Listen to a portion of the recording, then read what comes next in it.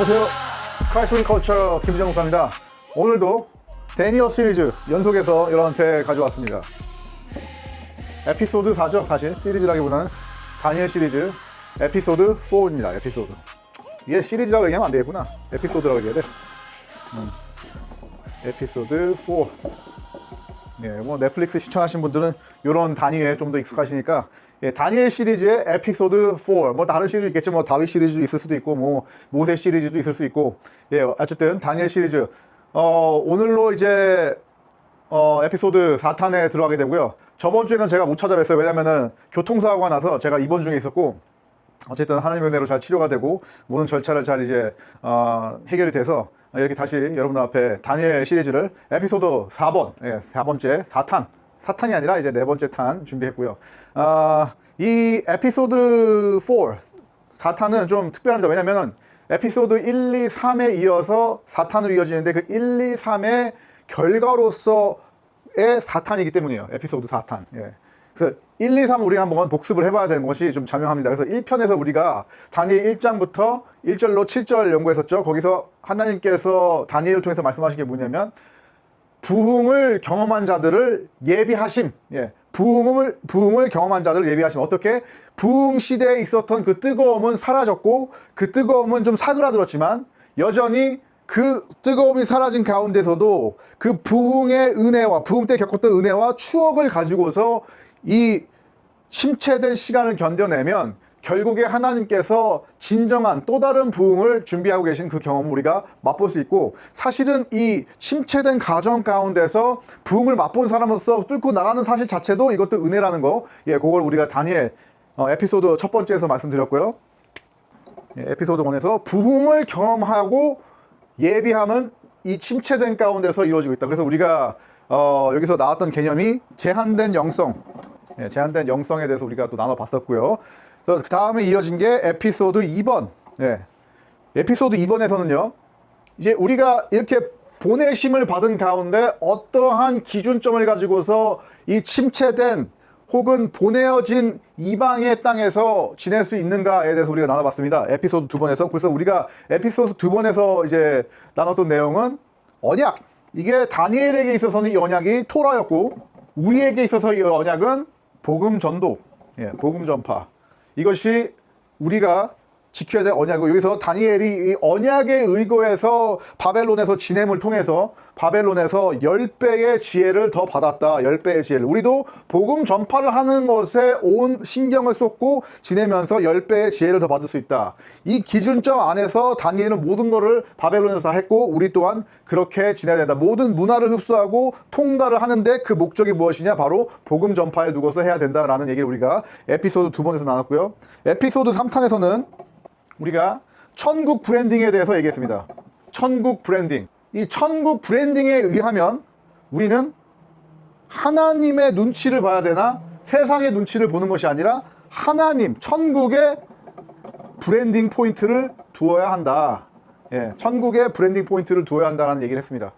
그래서 여러분들이 여기서 살펴봐야 될 부분이 뭐냐면 이 천국 브랜딩을 통해서 우리가 영성을 계속적으로 세워나가야 된다는 그 말씀을 드렸었습니다. 그래서 이 천국 브랜딩은 하늘의 아젠다를 아냐 모르냐로 가는 거죠. 예, 우리가 하늘의 아젠다를 안다면 이 세상 사람들은 정말 완전히 수수께끼에 쌓여서 혼란을 겪고 있을 때에도 우리는 이 하늘의 아젠다를 알게 됨으로 인하여서 사람들한테 명확한 영적인 솔루션을 줄 수 있다는 얘기를 우리가 3편, 예, 에피소드 3편에서 나눴습니다. 여러분들이 이 1편 준비된 자로서, 2편 언약을 지키는 자로서, 3편 천국의 브랜딩을 하고 천국의 아젠다를 제대로 알고 있는 사람으로서 존재한다면 이것은 필시로 여러분들을 경배자, 예배자의 자리로 인도하게 될 거라는 얘기입니다.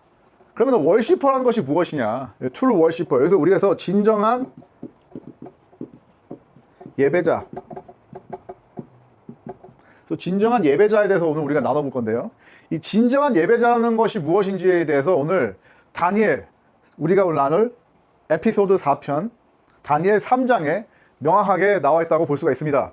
그래서 다니엘 3편을 우리가 한번 살펴보도록 하겠습니다. 다니엘 3편을 통해서 진정한 예배자가 예배 자리에 쓸 때 어떤 일이 일어나고, 또한 진정한 예배와 가짜 예배를 구분하는 것에 대해서도 오늘 우리가 살펴보도록 하겠습니다. 왜냐하면 오늘 등장하는 게 이거예요. 다니엘의 세 친구들이죠. 다니엘의 세 친구는 진정한 예배자로서 서 있었고, 결론을 미리 말하자면 바벨론 사람들은 가짜 예배자로 서 있었다는 얘기입니다. 그래서 이것의 극명한 대비를 오늘 본문을 통해서 여러분들이 볼 수가 있습니다. 그래서 다니엘서 3장 1절을 보면요, 여기서 왕이 칙령을 내립니다. 금신상을 세워라. 예, 이 금신상을 세우라는 명령이 온 전국에 떨어지고, 이것을 세운 후 남녀노소 누구든지 막론하고 모두가, 모든 학자들이든 뭐 다른 종교에 있었던 사람들이든 다른 신전을 섬기는 사람들은 모두를 남녀노소 물론 막론하고 다 섬겨라. 예, 월십이죠. 한마디로 숭배, 경배하여라. 이 금신상을, 이 금신상으로 말할 것 같으면요, 다니엘서 3장 1절에서 얘기하고 있는데요, 60큐빗 곱하기 6큐빗으로 나와 있습니다. 이게 사이즈가 어느 정도냐면요, 27m, 이게 한 2m 정도 되겠죠. 2.5m.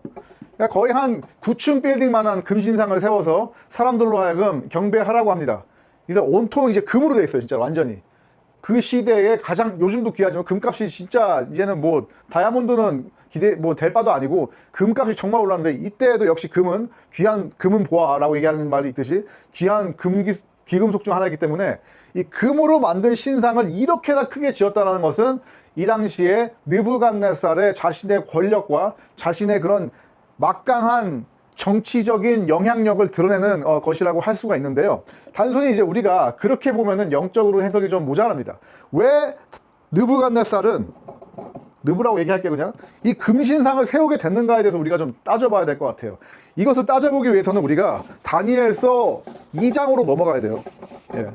이 금신상을 세운, 금신상이라고 할게요. 이제 그림을 잘 못 그려서, 이 금신상을 세웠을 때 느부갓네살은 우리가 다니엘서 2장에서 살펴봤던 내용으로 돌아가야 돼요. 다니엘서 2장으로. 다니엘서 2장에서 느부갓네살이 어떤 경험을 했습니까? 꿈을 꿨잖아요. 그리고 그 꿈을 다니엘이 해석을 해줬었습니다. 근데 그 꿈 내용이 뭐냐면, 너희 나라가 망한다. 너희 나라 바빌론이 망한다. 바벨론이 완전 망해버린다라는 꿈을 느부갓네살이 천신만고 끝에 다니엘의 해석을 통해서, 오직 신들만이 가능하다는 그 해석을 통해서 너희 나라는 망할 것이다라는 예언을 들은 상태입니다. 그래서 느부갓네살한테는요, 이 꿈의 내용이 진짜 이루어질 이야기고 가까운 현실로 느껴질 수밖에 없었어요. 그래서 이 2장에서의 이 꿈 해석이 일어난 일이 있은 후에 이 성경학자들을 얘기하기를 아마도 이게 한 7년에서 15년 사이의 시간이 흐른 것이다. 예. 그래서 느부갓네살은 이 시간을요, 정말 이 시간을 온갖 고민과 여러 가지 생각과 좀 있으면 내 나라가 망한다라는 그 공포 속에서 휩싸여서 살아온 상황을 여러분들이 이해하시고 다시 한번 이걸 살펴볼게요. 이런 상황 가운데서 너희 나라가 완전히 망해버린다는 상황에서 느부갓네살은 이 신상을 세운 겁니다. 그래서 2절에서 보면요, 느부갓네살이 얘기하거든요. 너희의 신과 같은 다른 신들이 없도다. 너희의 신이 다른 신들보다 더욱더 뛰어나도다라고 얘기했거든요, 느부갓네살이. 여기서 이미 느부갓네살은 깨달았어요. 아, 이제 나의 나라가 완전히 망하고 멸망하게 될 건데, 여기서 벗어날 수 있는 유일한 방법은 이 꿈을 해석하게 해준 하나님을 믿던가, 이 하나님보다 더 위대한 하나님을 만들어내는 방법밖에 없겠다라고 느부갓네살은 생각을 했을 것이라고 저는 추측을 합니다. 단순히 저만 추측하는 게 아니고요, 많은 이제 주석을 다른 신학자들과 성경 연구자들이 그렇게 얘기하고 있는 바고요. 그래서 이 신상을 세운 동기에 있어서는 2절에서 하나님께서 말씀하셨던 예언에 대한 두려움, 이걸 여러분들이 유념해서 보셔야 돼요. 느부갓네살이 이 신상을 세운 것에 가장 기본이 되는 동기는 두려움입니다. 그래서 다른 설교에서는 자기의 권력을 과시하기 위해서, 아니면 자신의 정치적 입지를 굳히기 위해서 이렇게 했다고 하는데, 사실상 그것보다는 그런 느부갓네살에게 있어서 가장 격정적으로 최근에 있었던 이벤트가 바로 2장에서 있었던 다니엘의 꿈 해석이고, 그 꿈 해석 내용이 바벨론 왕국의 멸망을 얘기하는 것이기 때문에 여기에 대한 대비라고 볼 수밖에 없습니다. 그냥 논리적으로 그렇고 또 문학적인 흐름으로도 그렇습니다. 그리고 정치적 상황으로도 그렇고. 그래서 이 당시에 느부갓네살이 이런 꿈을 해석을 들었을 당시에 많은 사람들이 이 내용을 똑같이 공유하고 들었을 거란 말이죠. 느부갓네살만 이 내용을 안 것이 아니었어요. 느부갓네살 이외에 많은 그 당시에 뭐 학자들과 또 마술사들, 술사들이 이 내용을 분명히 같이 공유하고 들었을 텐데 이 내용은 삽시간에 전 세계가 아니라 이제 그 당시 전 나라로 퍼졌을 거란 말입니다. 근데 그 당시에 그렇게 말이 퍼지면요, 이러한 꿈의 해몽의 내용은 그런 이 당시에는 일종의 언론과 같고 일종의 공식적인 어떤 예측과 과학과 같은 내용이기 때문에 우리로 치면 이제 앞으로 AI가 결국에 발전할 것이다, 뭐 어떻게 될 것이다라는 내용 발표하는 것과 비슷한 내용이란 말이죠. 이것을 느부갓네살은 피부로 느꼈을 거예요. 바로 아까 얘기한 대로 7년에서 15년이 되는 기간 동안 사람들이 아마 바벨론 제국을 빠져나가고 많은 언론들이 형성이 돼서 바벨론 제국이 결국엔 별거 없구나라는 얘기가 많이 돌았을 거란 말이죠. 그래서 이러한 인구 유출의 이슈도 있었을 거고요. 인구 유출의 뭐 그리고 또 경제적으로도 많이 뭐 수출이라던가 외교적인 부분에서 있어서 이 꿈의 해몽 이후로 많은 하락의 길을 경험했을 거라고 생각이 됩니다. 그래서 일단은 이게 27m라고 했잖아요. 27m. 그리고 너비가 2m고 이 정도 크기면요, 이 당시에는 많은 고층 건물들이 없습니다. 그래서 저는 이제 성동구에 사는데 날씨가 맑은 날에는요, 여기서 롯데타워가 보여요. 예, 그 정도로 이제 높은 건물들은요, 이게 높은 건물이 있는데도 불구하고 보인단 말이죠. 근데 이 당시에 27m 정도면요, 아마 반경 20km에서는 거의 이게 보였을 거라고 생각을 해요. 그래서 이 얘기는 이 당시 바벨론 제국에 있는 거주민들이 도망가지 못하게 하는 일종의 정치적 장치로도 작용을 하지 않았을 거라고 하는 추측을 하는 것입니다. 왜냐하면 이 신상을 보고 경배하지 않는 자는 모두가 풀무불에 들어간다고 얘기하거든요. 풀무불. 이 풀무불이라는 게 결국에 이제 포항제철에서 뭐 그런 얘기하는 용광로라고 이해하시면 돼요. 이 풀무불.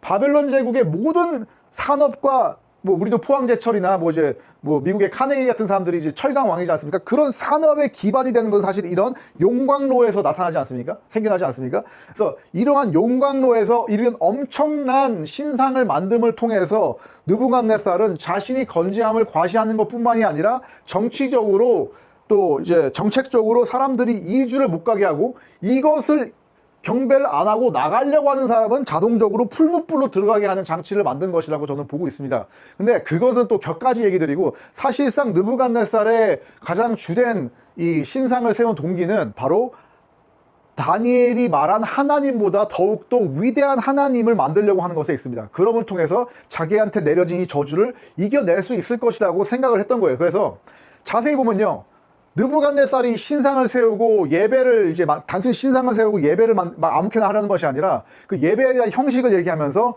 이제 이 예배를 드릴 때 필요한 악기들을 계속적으로 나열하는 모습을 보이는데요. 이것이 상당히 이제 히브리 민족들의 성막에서 드리는 예식과 닮아 있습니다. 예.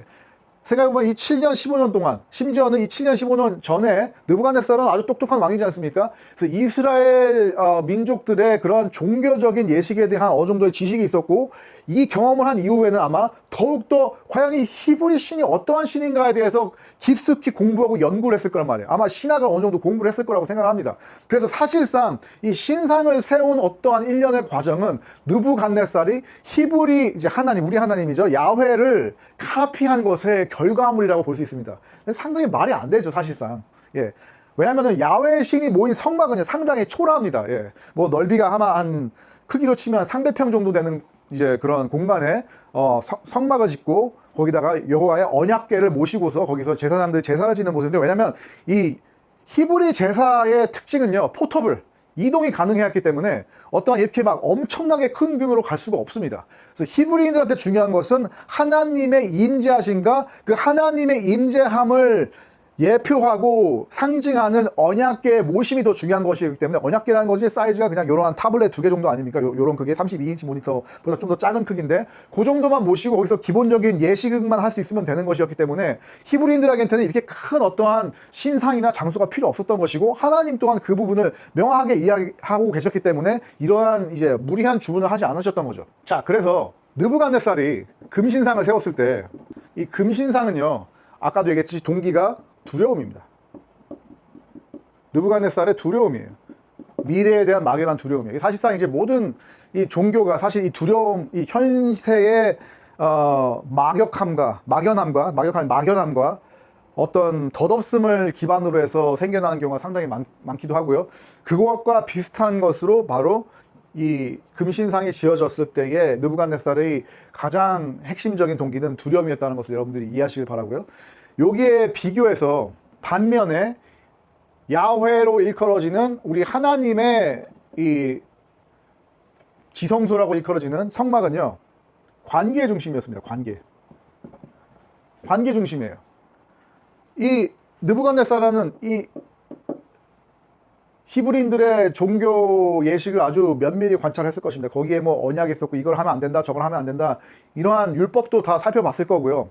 근데 여기서 재밌는 게 느부갓네살은 이 모든 것을 다 캐치를 했는데 이 언약 안에 있는 관계를 전혀 캐치를 못했다는 겁니다. 이거는 사실 무슨 얘기냐면요, 느부갓네살은요, 형식은 기가 막히게 카피를 했지만 이 관계를 전혀 이해를 하지 못했다는 겁니다.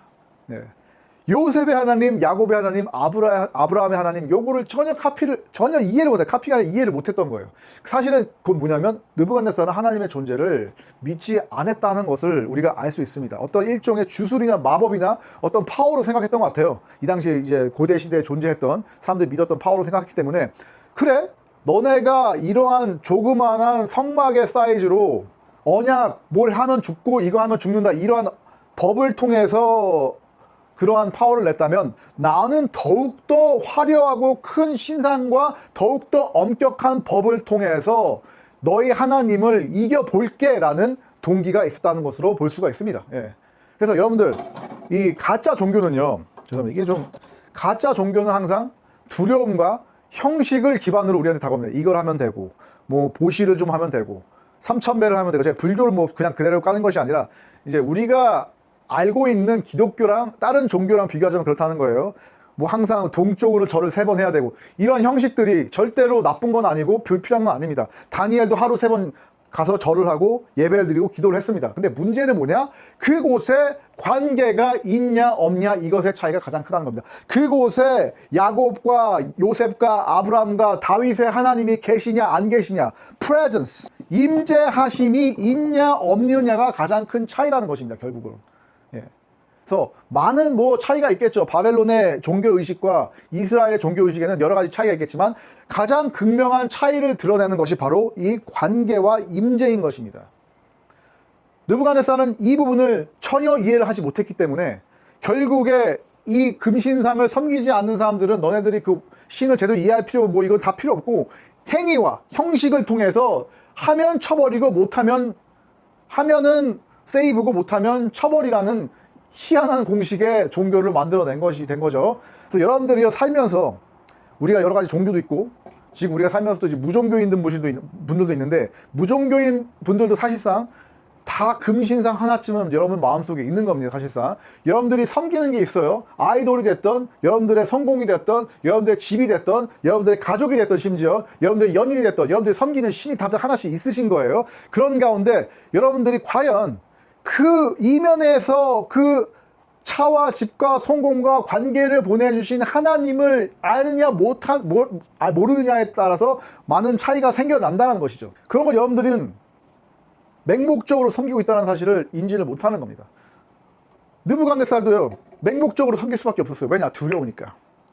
내가 이 관계를 안 가지면 두려우니까, 내가 집이 없으면 두려우니까, 내가 차가 없으면 두려우니까. 이러한 두려움에 기반을 한 종교는요, 결국에는 비고 진짜 종교에 비교해서 결국엔 소멸될 수밖에 없다는 얘기입니다. 그래서 느부갓네살이 지은 바벨론이 결국엔 소멸될 수밖에 없었던 것이고요. 이제 느부갓네살이 이 칙령을 내리고서 사람들한테 이 신상을 섬기지 않는 모든 사람들은 풀무불에 넣어라 했을 때, 그 중에서 사람들 중에서 이 풀무불에 던져짐을 감수하고서라도 이 신상을 섬기지 않는 사람이 있었으니 바로 다니엘의 세 친구입니다. 근데 여기서 다니엘은 등장하지가 않아요. 다니엘은 아마 외국에 있었을 수도 있고 어떤 다른 일로 나가 있을 수도 있었기 때문에 아까 얘기한 대로 그 27m의 신상에 보이는 반경 안에 안 들어있을 수 있었다라는 이제 추측을 사람들이 하고 있고요. 어쨌든 이 본문에 등장하는 다니엘의 세 친구들은요, 왕이 이러한 칙령을 내렸을 때 섬기지 않았어요. 그래서 이 엄청나게 중요한 일인데, 이 세 친구는 이 구분이 달린 신상을 섬기는 일이 하지 않는다라고 하면서 결국에는 약간 이제 그 북한처럼 이제 고발을 하게 되죠. 예. 고발을 하게 돼서 왕 앞에 갑니다. 그래서 왕이 이 세 친구한테 물어봐요. 너희들이 왜 이 신상을 섬기지 않느냐? 안 섬기면 너희들은 죽을 수밖에 없는데 도대체 무슨 생각으로 내가 세운 신상을 섬기지 않느냐 했을 때 이 세 친구의 대답이 상당히 이제 우리 오늘 얘기하는 트루 월시퍼의 진정한 예배자의 모습을 지니고 있습니다. 진정한 예배자. 예. 이제 17절에 보면요. 17절에서 왕이 이렇게 질문을 던졌을 때 다니엘의 세 친구가 이렇게 얘기합니다. 왕이요, 우리가 섬기는 하나님이 계시다면, 이 얘기는 계신다고 믿는 거죠. 우리를 맹렬히 타는 풀무불에서 능히 건져내시거니와 왕의 손에서도 건져내겠나이다 라고 얘기하면서 나는 여전히 당신의 신상을 섬기지 않겠다라고 공포를 해버립니다. 근데 더 재밌는 거는요, 18절에서 그렇게 하지 아니하실지라도 왕이여, 우리가 왕의 신들을 섬기지도 아니하고 왕이 세우신 금신상에 절을 하지도 아니할 줄 아시옵소서. 이제 계시지 아니한다는 얘기가 아니에요. 여기서 얘기하는 게 계시지 아니하실지로도가 아니라 계시는 가운데 왕의 손에서 건져내지 않더라도 난 여전히 하나님과 있겠다. 이 임재하심 안에 우리가 있겠다라는 고백입니다. 이것이 오늘 제가 여러분한테 말씀드리고 싶은 진정한 예배자로서의 자세입니다. 예. 하나님이 계시다면, 이제 계신다라고 고백한 거예요. He is right there. We believe. 나는 하나님이 응당히 계시는 걸 믿는데 내가 왜 당신의 가짜 신한테 무릎을 꿇고 절을 해야 됩니까? 라는 반문이에요, 사실상. 예. 이걸 우리가 어떻게 할 수 있냐면요. 이어지는 이제 19절에서 느부갓네살이 완전히 열받아요. 분이 가득하여서 다니엘과 세 친구의 이제 향해서 얼굴빛을 바꾸고 명령하이로되 풀무불을 7배나 더 뜨겁게 만들어라. 7배나. 너무 화가 난 거죠. 이 느부갓네살의 화는요, 단순히 자신의 명령을 거부해서 만들어낸 화가 아니라요, 자신의 신이 더욱더 뛰어나다고 해서 엄청난 노력과 비용과 시간을 들여서 신상을 세웠는데 이 다니엘의 세 친구들한테 인정을 받아야지만 자신의 신이 약간 인증이 되는 상황이거든요. 사실상 다른 사람들 절하는 것도 다 필요하지만 무엇보다 인정이 필요했던 이 세 사람한테 인정을 받지 못한, 정말 이겨야 됐던 가장 중요한 신에게, 그 신을 섬기는 사람들에게조차 인정을 받지 못한 이 상황이 너무도 억울하고 분하고 무엇보다 두려웠던 것입니다. 그래서 이 7배의 불을 또 올렸다는 거죠. 비상식적인 겁니다. 왜냐하면 파괴적인 거예요. 이 정도면 거의 그 furnace, 용광로가 없어질 지경이고 정말 위험한 상황까지 끌어올린 겁니다. 여러분들이 이제 신앙생활을 하게 되면요, 정말 진정한 예배자로 나서면요, 많은 사람들이요, 여러분한테 이런 똑같은 일을 할 겁니다. 많은 주변의 일들이 여러분들한테 7배나 더 강화된 기준을 가지고서 여러분들을 압박하고 여러분들을 겁줄 거예요. 네. 뭐 그것이 유혹이 될 수도 있고, 심지어는 그것이 어떤 어려움이 될 수도 있고, 어떤 협박이 될 수도 있고, 뭐 여러 가지 형식과 방법으로 여러분한테 나타날 텐데, 만약에 이렇게 생각해 봅시다. 일반 사람들은 이제 풀무불의 온도가 평상시보다 7배가 더 커진 거니까 정말 비상식적으로, 비약적으로 이 처벌이 강화된 거거든요. 여러분들이 인생을 진정한 예배자로서 살아가고 있는데 만약에 상식을 완전히 7배나 뛰어넘은 강도로서 여러분들에게 어떤 유혹이나 챌린지나 처벌이나 보복이 온다면 그것이 어떻게 보면 오히려 여러분들이 진정한 예배자로서 살고 있다는 반증이 될 수 있다는 얘기예요. 또 반대로 얘기하면 여러분들이 진정한 예배자로서 살아가고 있다고 하는데 여러분들 상황이 너무도 평탄하고 평준하고 그냥 여러분들이 처한 그 용광로의 온도가 그냥 평상시 온도랑 똑같다면은 여러분들이 과연 진정한 예배자로서 주변 사람들을 챌린지하고 있는지, 도전을 주고 있는지에 대해서 다시 한번 여러분들 스스로 반문을 느껴봐야 돼요. 예.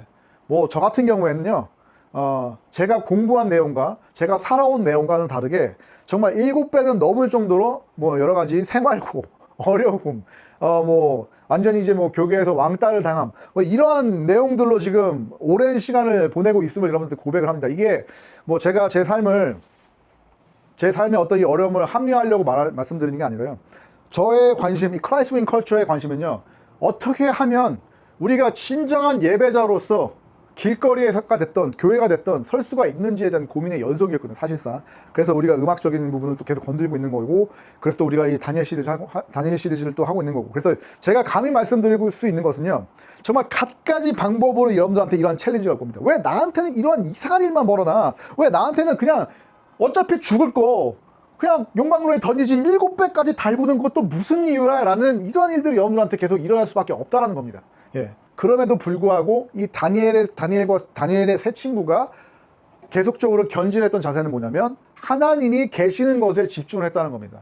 여러분들이 이러한 여러 가지 유혹과 핍박을 받을 때 여러분들이 집중해야 될 것은 하나님이 계시다면, 내가 이 유혹에서 벗어날 수 있던 없던 벗어날 거라고 믿지만 그리 아니하실지라도 하나님이 계시다면 나는 용광로를 향해서 걸어갈 것이다 라는 고백이 여러분들 삶 가운데 있어야 된다는 것입니다. 결국에 목숨 외에는 우리가 잃을 것이 무엇이냐 이 말입니다. 결국엔 이 바벨론은 멸망하기로 예약이 되어 있는 곳인데, 우리 또한 결국엔 똑같은 사람이지만 우리는 적어도 하나님의 임재 가운데 있다라는 다니엘의 세 친구의 고백이었다는 것입니다. 그래서 결국에 풀무불로 들어가죠. 이렇게 생겼다고 봅니다. 이렇게 사람들이 이렇게 볼 수 있고 사람들이 있어요. 그리고 다니엘의 세 친구가 이 풀무불로 들어가게 되는 겁니다. 근데 여기에 넣으려면 여기 이렇게 발판이 있거든요. 여기까지 누가 결박해서 이제 21절에 보면은 이제 속옷과 모자 다른 옷을 입은 채 결박하여 맹렬히 타는 풀무불 가운데 던졌다고 하거든요. 근데 던질 사람이 필요하잖아요, 여기로. 이 던지는 과정에서 이거를 7배나 더 뜨겁게 했기 때문에 이 사람들이 다 타 죽었다는 얘기예요. 이미 여기서부터 이상한 점이 발견한 거예요. 이 사람은 타 죽었는데 얘네들은 어쨌든 던져질 때까지는 살아 있었다. 예. 그러고 나서 여기 있는 왕과 느부갓네살 사람들이 이제 지켜보는 거죠. 여기를 지켜보는 거죠. 예, 그렇게 상황을 이해하면 되는데, 뭐 이 당시에 풀무불의 구조가 이래요. 뭐 풀무불의 구조를 잠깐 사진으로 제가 띄워드릴게요. 여기 요런 식입니다. 풀무불이. 그래서 사람들이 지켜볼 수가 있어요. 풀무불에서 어떠한 일이 일어나는지를 지켜볼 수가 있는 이런 구조인데, 이게 여기서 우리가 얻을 수 있는 또 영적인 원리가 뭐냐면 7배나 더 뜨겁게 함으로써 누가 죽었어요? 일단은 용사들인데, 정말 귀한 용사들 아닙니까?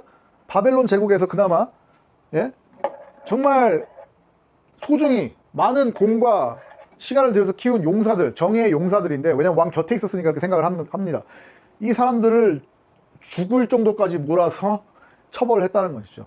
우리가 삶을 살아가면요, 이 가짜 종교들은요, 그냥 자신들의 두려움 가운데서 만들어진 것이기 때문에, 뭐 우리를 향해서 7배나 더 강화된 유혹과 핍박을 던지는 건 맞는 말이지만, 그럼을 통해서 본인들도 해를 당한다는 얘기예요. 예. 이런데 억울해하실 필요가 없어요. 어떠한 여러분들이 억울한 일을 당하고 진정한 예배자로 섰을 때, 와, 나는 이렇게 예배를 드리기만 원하는 것인데 난 왜 이렇게 많은 핍박과 어려움이 있을까라고 할 때 억울해하실 필요가 없어요. 그 핍박을 던져준 그 주체들의 주변 사람들도 다 똑같이 겪고 있습니다. 그 핍박을.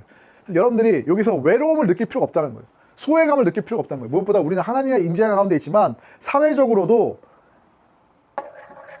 이 용사들처럼 이러한 7배나 더 강화된 유혹과 핍박으로 인하여서 피해를 보고 있다는 사실을 여러분들이 알고 있다면, 단순히 나와 하나님에 집중하는 것을 넘어서서 이러한 비상식적인 만행이 이루어지고 있는 현실을 향해서 여러분들이 충분히 용기를 낼 수 있는 부분도 있다. 이 부분을 좀 제가 짚고 가고 싶고요. 자, 그러면은 이제 이 세 친구가 용광로로 이렇게 들어갔을 때 어떤 일이 일어났습니까? 이 용광로 들어갔을 때 우리가 잘 알고 있는 내용은 모두 다 살았죠. 예. 옷깃 하나 타지 않았고 심지어는 탄 냄새도 배지 않았다라고 성경에서 얘기하고 있습니다. 근데 여기서 클라이맥스가 뭐냐면요, 24절에서 느부갓네살이 놀라서 급히 일어납니다. 구경하고 있다가 다 죽겠군 이러고 있다가 급히 일어나서 그 주변의 정치인들과 모사들한테 물어 가로되, 우리가 분명히 결박하여 불 가운데 던진 자는 세 사람인데 어찌하여 저기에 결박되지 않아 네 번째 사람이 있는가? 라고 물어봅니다. 분명히 풀무불에 세 사람을 던지고 던진 사람은 심지어는 다 타서 죽었는데, 느부갓네살이 맹렬히 타는 풀무불 아기 가까이 가서 봅니다. 죽음을 불사하고. 왜냐면 이게 분명히 죽었거든요. 그 장면이 너무도 희한하고 믿을 수가 없어서 이 풀무불 아기 여기까지 갔다는 얘기예요. 거의 타 죽기 일보 직전까지 갔다는 얘기예요. 무슨 25절에서요, 그 네 번째 사람의 모습이 묘사가 됩니다. 왕이 또 말하여 이르되 내가 보니 결박되지 아니한 네 사람이 불 가운데로 다니는데 상하지도 아니하였고 그 네 번째 사람의 모양은 신들의 아들들과 같도다 하였습니다. 예. 그래서 여기가 우리가 알 수 있는 내용이 뭡니까? 사드락과 메삭과 아벳느고 다니엘의 세 친구가 이 풀무불에 던졌을 때 거기에 바로 우리 주님께서 계셨다는 겁니다. 다시 한번 얘기하지만 사드락과 메삭과 아벳느고는 다니엘 세 친구는 여기서 주님의 임재하심을 경험했다. 임재하심. 그리고 이 임재하심을 느부갓네살은 놀라서 목격을 한 겁니다. 여러분들,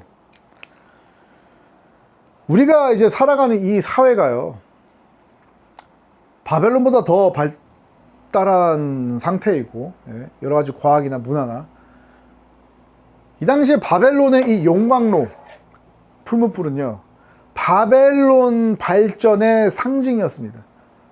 바벨론 권력의 상징이고, 바벨론이 이제 건축으로 상당히 유명한 제국 중 하나였는데, 이 건축에 필요한 대부분의 벽돌이 다 여기서 생산이 되고, 금 신상도 생산이 될 정도로 이 용광로에서 다 모든 것이 약했던 것이 단단해지고, 뭐 진흙 같은 것들이 단단한 벽돌이 되어지고, 어떤 형상을 또 만들어낼 수가 있고, 뭐 뭉툭했던 것이 여기서 날카로워지고, 이런 모든 현상이 일어나는 곳이 용광로 아니겠습니까?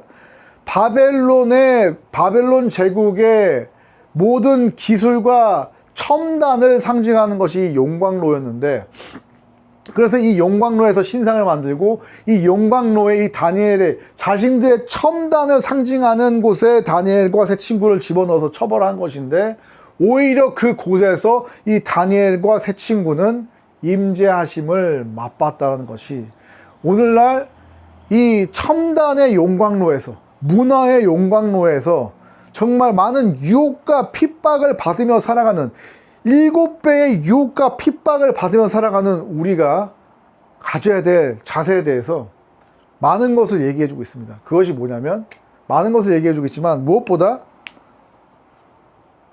임재하심. 결국에 진정한 예배자는 아까도 얘기했지만 임재하심에 온전히 몰두가 된 사람이다. 이 다니엘과 세 친구가 이 풀무불에 들어가기 전에 고백한 내용이 그거잖아요. 하나님이 계시다면, 이제 이게 가정법으로 표현했지만 사실상 원문에서는 계신다고 얘기하고 있는 거예요. 이미 계시고 있는데 라고 얘기한 겁니다. 임재하심을 기대하고 풀무불로 들어간 겁니다. 여러분들이요, 우리는 이제 풀무불에 들어갈 일은 아직은 없지만 하루하루 삶을 살아가면서 우리가 뭐 진정한 예배자로 뭐 거듭나야 된다라는 이런 말도 많이 하고, 뭐 길거리 나가서 우리가 뭐 예배도 하고 하지만, 뭐 그래서 뭐 힙합 비트, 뭐 랩에 뭐 실어서 하나님을 찬양하기도 하지만, 이런 형식은 정말 중요한 거기도 하지만, 무엇보다 가장 이 예배의 중요한 점이 무엇이냐면 임재하심이라는 겁니다. 그래서 이 임재하심에 또 우리가 필요한 것은 뭐냐면, 지난 에피소드 1편, 2편, 3편에서 얘기했던 내용들이 결국엔 뭉쳐지고 합쳐져서 이 다니엘의 세 친구의 예배자로서의 모습을 만들어냈던 것이라고 말씀드릴 수가 있습니다. 그래서 우리는 첫 번째, 부흥을 경험했던 세대로서 부흥 당시에 우리가 받았던 성령의 임재하심과 그런 은혜들을, 불같은 은혜들을 기억을 하면서 예비가 되어줘야 되고요. 그러한 불같은 임재하심과 경험 가운데 있었던 언약, 너희들은 가서 전해라 라는 이 언약을 똑똑히 기억하고 거기에 집중을 하고 있어야 되고요. 그렇다면 이 언약이, 사람들한테 복음이 전해져야 된다는 이 언약이 어떠한 형식과 어떠한 방식으로 전해질지에 대해서 천국에서는 계속 우리한테 얘기하고 있거든요. 천국 브랜딩을 통해서 우리가 계속적으로 그 형식과 방법과 이 주변에 돌아가는 상황에 대해서 기민하게 천국의 사람으로서 집중을 하고 있어야 되는데, 이것이 결국엔 우리한테 무엇을 향해서 지시라는가? 그것은 바로 우리가 하나님의 임재를 바라보는 예배자로서 가야 된다는 것이고, 이 임재를 위해서는 다니엘의 세 친구가 그랬던 것처럼 우리는 목숨까지 걸고서 7배로 그 풀무불의 온도가 높아졌을지라도 우리가 하나님의 임재를 향해서 나아갈 때 이 세상의 문화 용광로, 경제 용광로, 과학의 용광로는 감히 우리의 옷깃 하나 태우지 못하고 탄 냄새도 우리한테 배기지 못하게 할 것이다 라는 것을 이 본문은 말씀하고 있고, 우리가 그 용광로로 온전히 걸어 나갈 때에 느부갓네살 왕이 목격했던 것처럼 보라, 거기에 하나님의 아들과 같은, 신들의 아들과 같은 네 번째 사람이 있도다라는 목격이 분명히 있을 거라고 생각합니다. 여러분들이 용감하게 저는 용광로로 걸어가시길 바랍니다. 세상 문화로 걸어가시길 바랍니다. 다만 하나님의 임재하심을 바라면서 걸어가시길 바랍니다. 이 크라이스트 윙 컬처도요, 뭐 계속 길거리로 나간다, 뭐 다른 여러 가지 장르 음악을 통해서 문화적으로 접근한다 하지만 그 모든 이면에는 하나님의 임재하심을 기대하는 것에 있었습니다. 거기에 하나님의 임재하심이 없다면 뭐 빈 깡통이죠. 세상 것보다도 퀄리티가 떨어지고 세상 것보다도 못합니다. 왜?